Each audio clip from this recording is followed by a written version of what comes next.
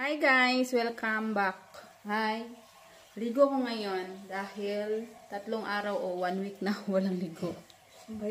Ito ngayon ay shampoo na Rosmar. Kilala naman siguro niyang Rosmar guys. Diba? Hindi Rosmar na sa ano yung lalagay sa shampoo. Parang conditioner na siya guys. 5 minutes, 15 minutes lang. Ang ilagay mo sa buhok mo at magsashine na yan pagkatapos mo nang maligo. Yes. Yun ang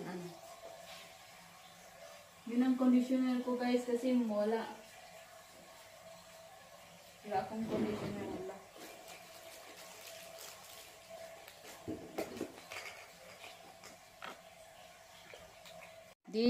Ito guys. Itong pakaw-pakaw, itong yan.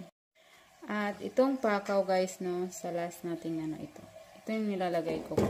Makatipid to siya sa conditioner guys. Pero marami akong kaspa. Hindi ko alam. Makakuha ba itong kaspa? Marami yung kaspa guys. Dandruff. Pero at least may conditioner na ako dito sa Kuwait. Tipid lang muna tayo. 15 minutes guys. Kung nandyan kayo sa Kuwait ngayon, nakapanood sa akong video, thank you. At makafollow din kayo guys, I-follow nyo na lang ako sa feeds ko at sa aking TikTok account para makita nyo yung mga vlog konti-konti dito sa mga share ko.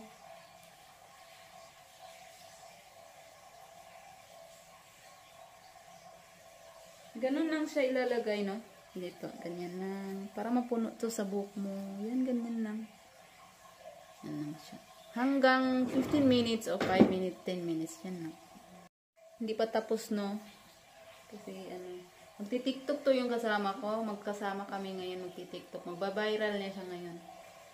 Namimiss na yung mga followers ko. Kasama kami. Ito to, sinasabi. Ako lang. Walang ikaw ng followers. Pagbigyan. Lang, grabe, taas ng buko guys, Taas ng buko.